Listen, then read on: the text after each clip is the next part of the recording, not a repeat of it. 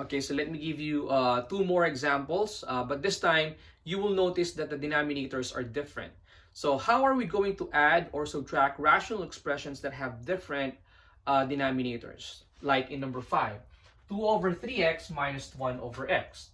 And again, the idea is like the idea of adding and subtracting rational expressions is the same as the idea of adding and subtracting fractions. The denominators should be identical. In this case, they're not identical. So we need to find the least common denominator. Now, to find the least common denominators, there are so many things we have to consider.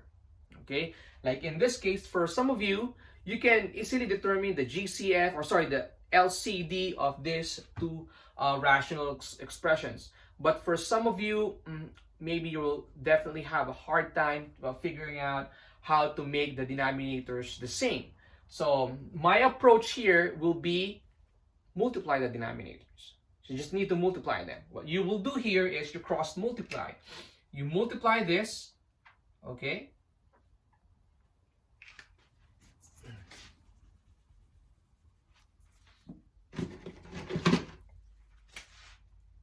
You multiply this, you multiply, and then you cross multiply. Okay. I know this is not the proper way of finding the LCD, but in most of the cases in adding and subtracting rational expressions, you can do this and still be getting the correct answer if you simplify the result. Okay.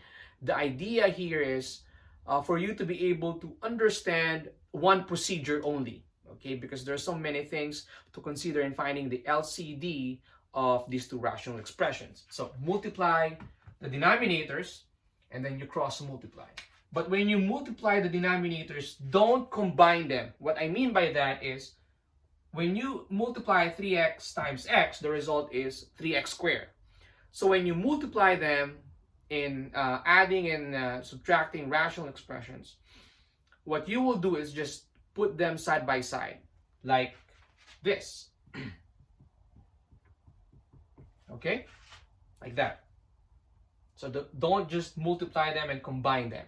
Okay, so 3x times x is this, and then take note of the operation. So I will write the operation here. It's subtraction. X times 2 is 2x. 3x times 1 is 3x. Okay? Next step. Still copy this. 3x and then x. Okay. So 2x minus 3x, you know the answer to that, of course. The answer is equal to x. It's like 2 minus 3. It's 1x or x. Negative x rather. Okay. Now, if you're going to look at this, we can still simplify this by canceling out this 1x, either this pair or the other, or this pair. Okay, but we can cancel this. We just need to cancel this. Okay, so this will be equal to negative 1 over 3x. That's the answer. Okay. Next, number 6.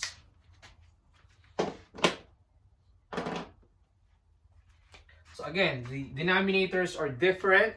Now remember what I told you a while ago. It's easy to add and subtract rational expressions if you have the similar approach, if they have the same, or sorry, different denominators. Like in this case, what we will do is we will apply what we did in number 5. We will multiply these two, but we will not combine them. Okay. So this will be x times x plus 1, okay? Multiply that and then cross out. You cross multiply, okay? And then take note of the operation. It's addition, okay? So x plus 1 times 1 is definitely x plus 1. X times 3 is equal to 3x. And then combine the similar terms. We have x and 3x. That is equal to 4x plus 1 over x times x plus 1. Okay. So can we cancel this x and the denominator? We cannot do that. Okay. We cannot factor out the numerator. We cannot cancel this one. Please don't do that. Okay, we cannot cancel that. So that's the final answer. Or, okay, you can combine this two. You can multiply x and x plus 1. Okay. Why did you combine the two? You said earlier that we don't need to combine the two. Yes. The reason why, that's why there's an or here. Okay. So we can have this or this one. Okay. The reason why I'm telling you not to combine this is that there will be instances where you can simplify them, just like what happens in the fifth example. We never combine them, so we can simplify them. Okay.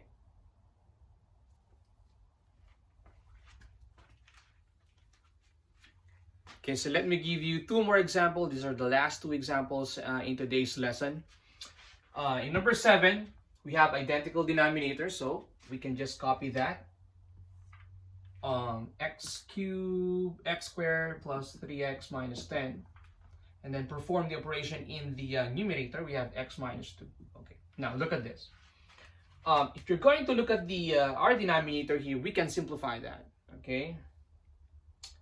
So how are we going to simplify that? We can factor this out rather. So we can factor this out and we can simplify the result. So x minus 2 over, so what are the factors of negative 10? That when we add, the answer is positive 3. Okay. Factors of negative 10, the answer is positive 3. So we're looking at the combination of 5 and 2. Okay. And 5, which is the larger number, should be positive because the middle term is positive. And this, the smaller number, should be negative. It's x minus 2 and this is x plus 5. Okay. This is going to be easy because you have to anticipate that you can simplify a rational expression, especially after adding or subtracting the rational expressions.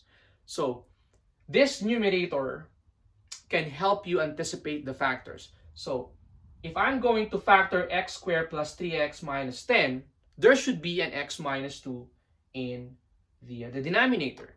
So that is what I mean by you have to anticipate what are the factors or what can be cancelled out, because we have your x minus 2. So there will be instances in adding and subtracting rational expressions that the numerator can help you factor out the denominator. Okay, like in this case.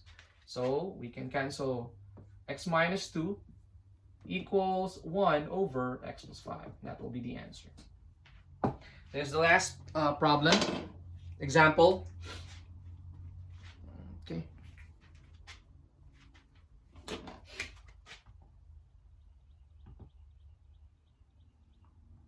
Okay, so this is equal to, the denominators are different, so I will just write x plus 3 times x minus 1. Okay, then cross multiply. You will always do this if the denominators are different.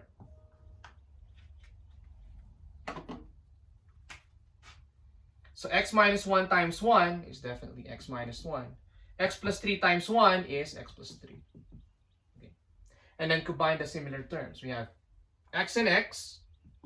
2x, negative 1 and positive 3, that's positive 2. Okay.